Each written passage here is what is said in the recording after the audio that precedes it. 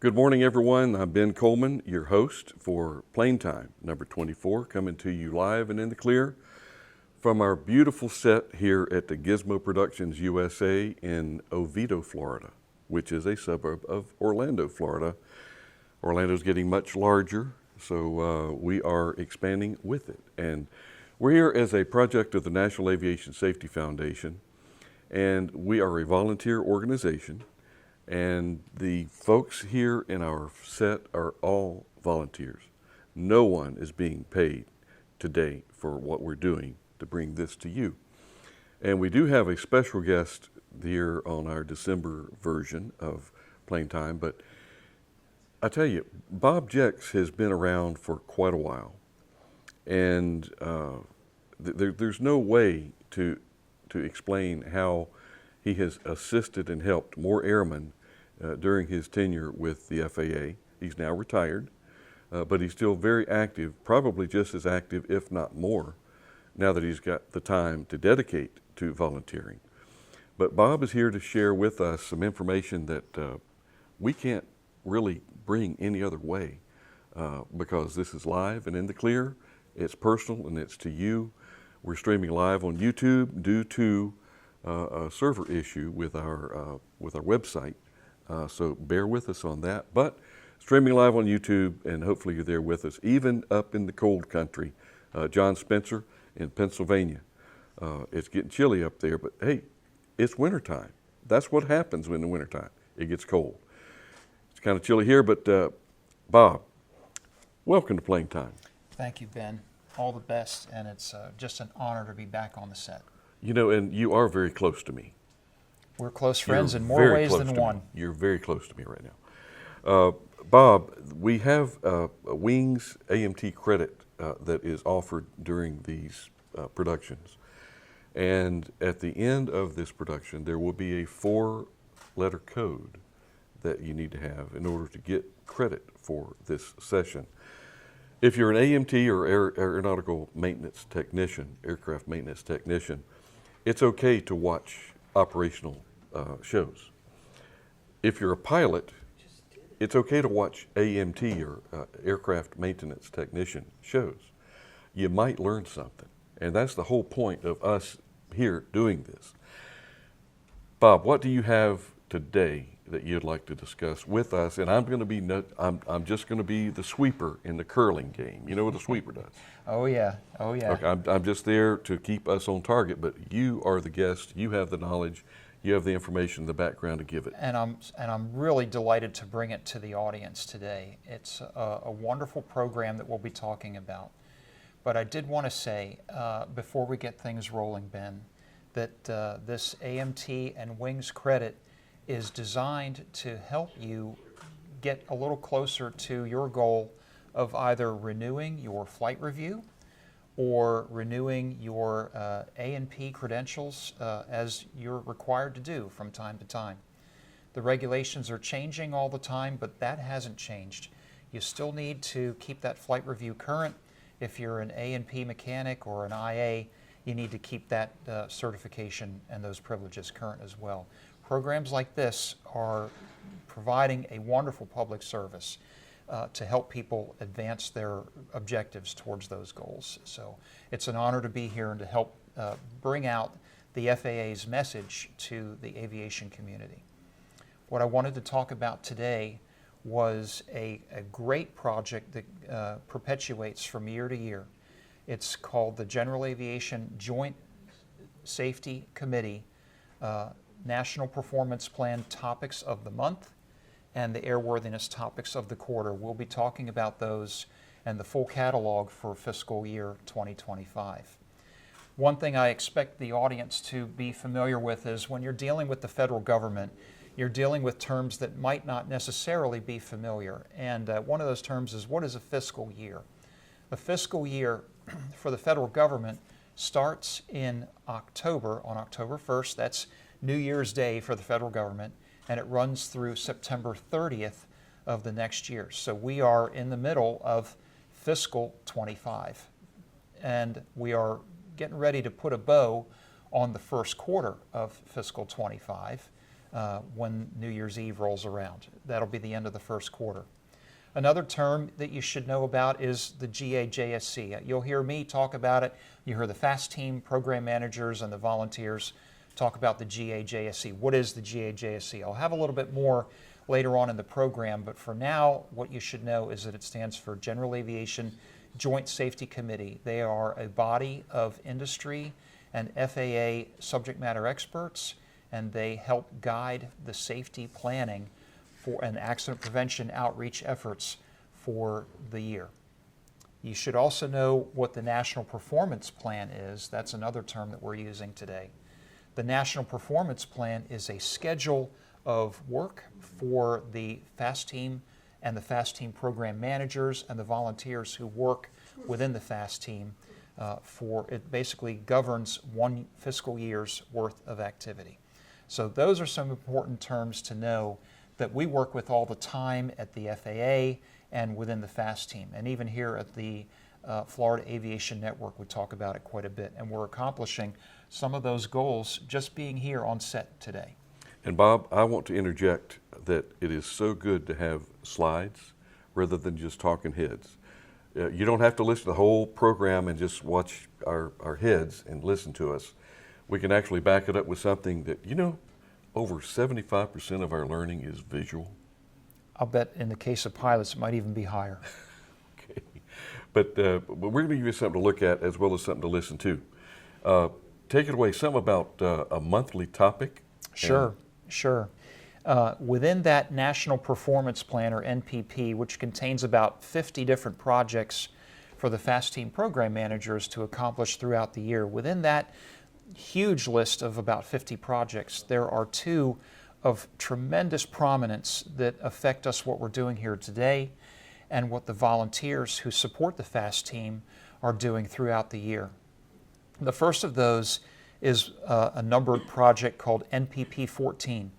That is the GAJSC's monthly topics of aviation safety, mostly aimed at the general aviation pilot community. So there's 12 of those, and we'll get into some details very, very soon. In a later section of our interview today, we'll talk about the airworthiness adjunct to that. So without much further ado, we'll talk about these projects of the month. One thing that is really great about the projects of the month, the National FAST Team Safety Topics of the Month, is that they contain pre-made media. If you're a FAST team program manager or a planner or presenter, and you're asking yourself, what do I plan for my group for the month coming up? We've got a catalog of media that's already in the can that you can use and present to your audiences, and you can get wings credit for having presented that. We ask for the volunteers themselves or subject matter experts to present them. They're wonderful topics. Each one is interesting. It fits in within the theme that the GAJSC has determined, and they're presented on a pace of one topic per month, typically. They are usually no cost to attend. Ben, how much did our audience have to pay to attend today's presentation? It was pretty costly. Yeah, I know. Exactly nothing. No, it was exactly their time. Nothing. It's Yeah. not free. I mean, you have to dedicate your time to it, but there is no charge. No charge, and we like to keep it that way. We can advertise to a broader group of audience members and bring them the safety message that the FAA wants them to have, without any additional cost to them. Let's talk about some of these topics of the month. We've been talking about the general category, but what are some of the specific topics of the month? It's a really great lineup, and as I say, there's wonderful fillers for an entire presentation for an audience, or they can often be done as a prelude to another topic. So our first topic of the month for fiscal 25 is vestibular illusions. Excuse me? Is it easy that's for you that's to a say? mouthful. The vestibular means the organs that are inside the middle ear that sense balance and equilibrium. They can easily be messed up and upset by the dynamics of an aircraft in motion.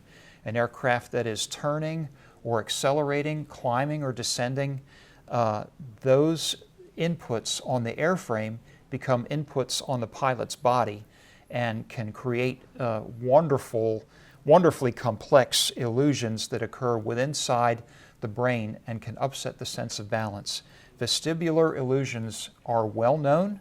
They have been well documented as causes of incidents and accidents. And because of that, the General Aviation Joint Safety Committee has said this needs to be an important topic that is presented to audience at some point during fiscal 25. They lined it up for October, and there's a wonderful presentation media already set. Bob, does that have anything to do with vertigo? It has a lot to do with vertigo. Vertigo is a false sense of what a person's attitude, their spatial orientation is based on erroneous inputs that are received by their body as to what the aircraft is doing. People are especially vulnerable to it when they're flying at night or in instrument conditions when they can't see outside the aircraft, when they can't see the actual horizon. They're flying perhaps through clouds or fog or, God forbid, a storm or snow or other precipitation. When you can't see the ground, you're especially vulnerable to what movements the aircraft takes and how they are perceived by your body. It's a whole different chapter, Bob, but getting into the flicker vertigo and ergonomics. I mean, even the engineering, the layout of a cockpit, when you're on the gauges, you don't want to have to do this and then get back on the gauges. You know, that's a good point, Ben. And in the military, you know, my background is naval aviation. And out at the carrier, they learned through experience, and I do mean not good experience, they learned through experience not to have a pilot who is approaching the carrier in darkness or in instrument conditions, not to have that pilot reach down behind him to switch a radio frequency from one controller to the next. The Navy and other military services have learned to keep the pilot on a single selected channel, and instead of having the pilot change channels, they have the controllers aboard the ship or on the ground change channels ahead of the pilot so that he can continue watching his instruments. Or she, yes sir, can continue to watch their instruments and not have to look down for buttons and dials on a radio. And it has saved many lives. But like so many safety procedures in aviation, they are built upon initially bad experiences. And so we're learning from the mistakes of the past and preventing accidents by improving our procedures and our techniques.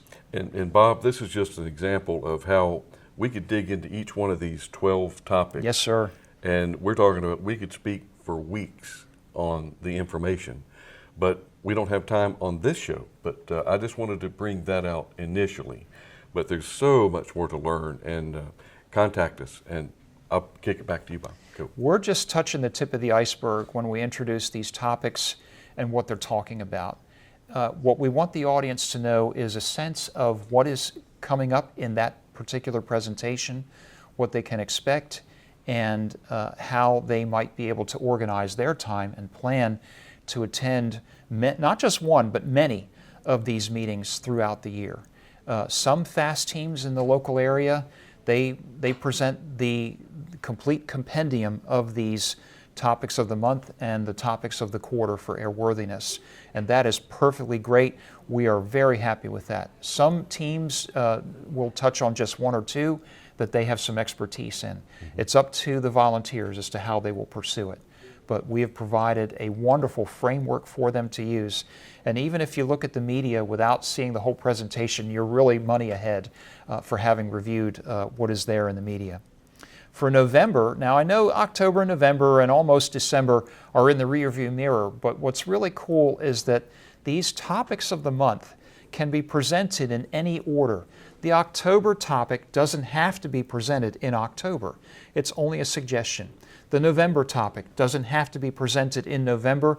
It could be presented in October or in January or some other month. They're only asking that it be presented sometime during that period between October 1st and September 30th of the next year. And it's up to the volunteers as to when they do it. If you want to be on pace, this is a wonderful schedule to follow. For November, the General Aviation Joint Safety Committee has outlined another important topic that is sometimes a root cause or a contributing factor in incidents and accidents, and that is over-reliance on automation. I have been around aviation not as long as the great Ben Coleman or the great Obie Young or some of the wonderful veteran pilots that I work with every day. But I've been around long enough to see some of the amazing and amazingly fast changes that are taking place within the industry. One of the most important marriages in aviation is not the marriage of a husband and wife, but the marriage of an airframe with aviation electronics, or avionics as we call it. The marriage of aircraft and electronics is an amazing marriage, and they have done more together than they have separately. Aviation and electronics together are a meteoric rise, and tremendously fast changes are taking place. As a result of that, what we see now is a tremendous automation of many of the processes and decisions that pilots used to make in the cockpit by themselves, alone in flight, or with the help of a co-pilot or a flight engineer or a navigator. I don't know if you guys, many of the young people in the audience might not even realize that the FAA used to have a position for navigators. Well, now we have GPS that automates a lot of the navigational functions that obviates or eliminates the need for navigators. They're dinosaurs now, navigators, and I was a navigator in the Navy. I'm a dinosaur in the Navy for sure. I may be a dinosaur in a few other places too. But it's an honor to bring you this topic called flight data monitoring, a wonderful and powerful source of incidents and mishaps. Bob, one thing on the previous subject of cockpit vestibular illusions? No, cockpit automation. Yes, sir. There's a term called, when you fly in a retractable gear aircraft, takeoff, positive rate, gear up, and locked. Okay, got a good light. In this situation, there's a thing in the cockpit called head down and locked.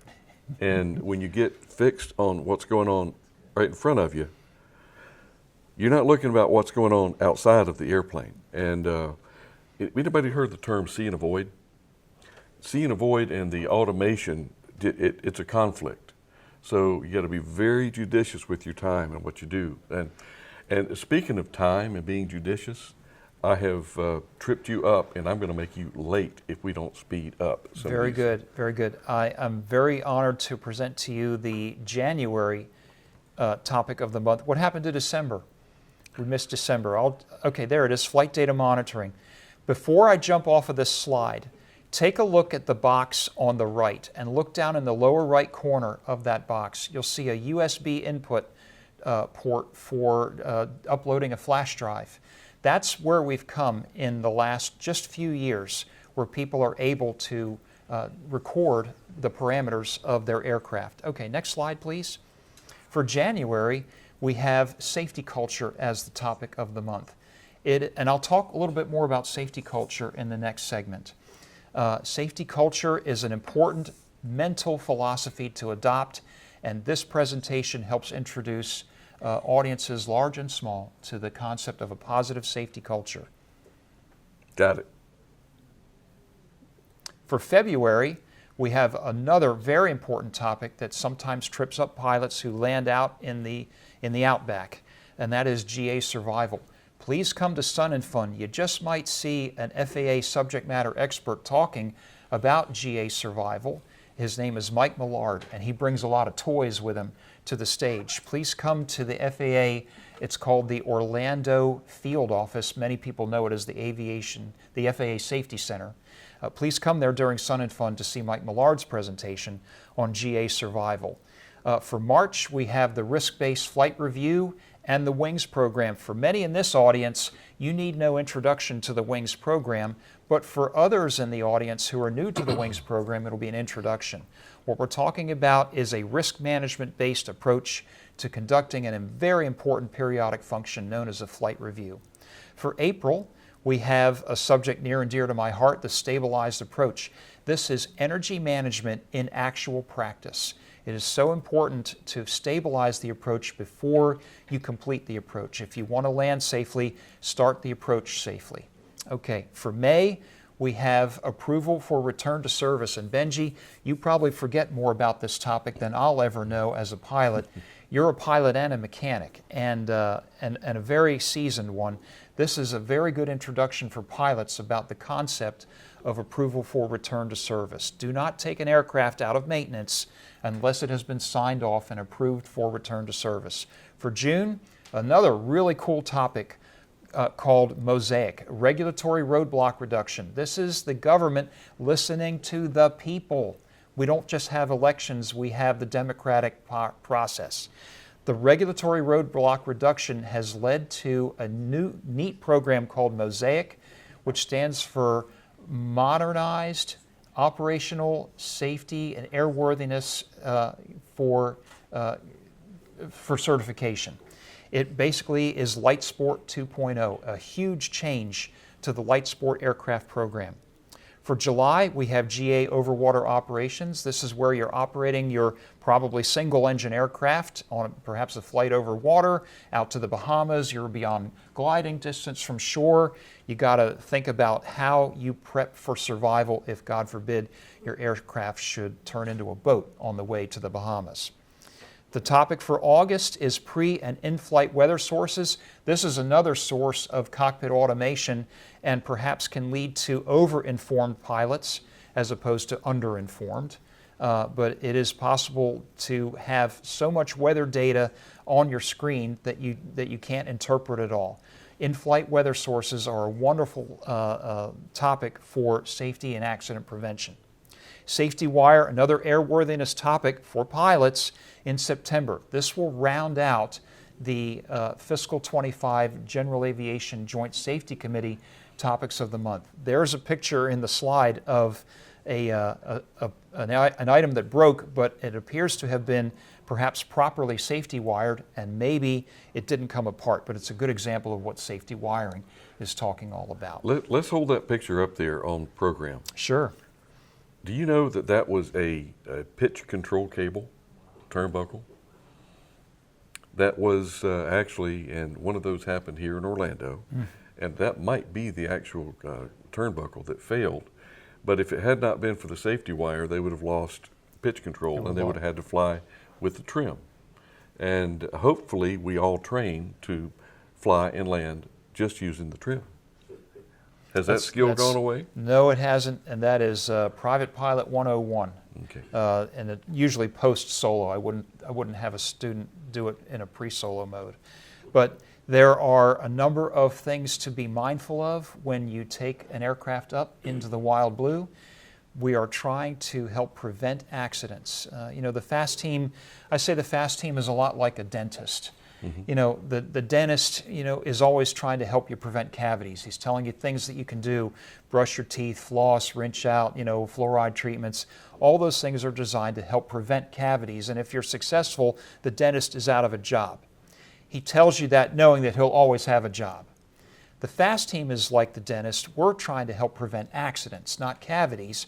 We're helping to prevent accidents, and we're trying to provide all kinds of tools, techniques, and knowledge to help prevent accidents, knowing, unfortunately, that there always will be accidents. And Mm-hmm. these themes from the General Aviation Joint Safety Committee seem to be recurring themes in the statistical database. The FAA is a data-driven organization, and the data indicate that these are areas that need to be concentrated on throughout the year. And you'll see some of these themes come up again next year and the year after that. As long as they remain long poles in the tent of accident causes and supporting causes, they will show up on the GAJSC's radar screen. And I did misspeak. I misspoke. I have to admit, I misspoke earlier. I called it the steering committee. There used to be a lot of steering committees, but this is the safety committee, General Aviation Joint Safety. You're right, Ben. They started out as the Joint Steering Committee, and they changed their name a couple years ago to the Joint Safety Committee. Same mission, slightly different name, and they've modernized their workforce, and they're always looking for people to contribute inputs to what is going on. They'll analyze data, they'll talk to industry experts, they have FAA personnel on the committee. EAA, for example, is a co-chair of the Joint Safety Committee, and I have some comments later to relay to the audience from the EAA. Some good stuff. Well, and Bob, there's one thing we didn't share with the group that's watching this is your background in the Navy. And a Navy commander is pretty big, wears a pretty big hat. And the first time that I saw you in your Class A's, it fits your personality absolutely to a T. You are Commander Jex. I probably told the audience, I said, this audience, you know, to the people here, I think it was the day of my wedding, and I said, I'm not a Superman, but this uniform makes you sure feel like one. And I'm no expert, but I did stay in at a certain well-named hotel last night. Excellent, excellent. That Holiday Inn is very, very popular.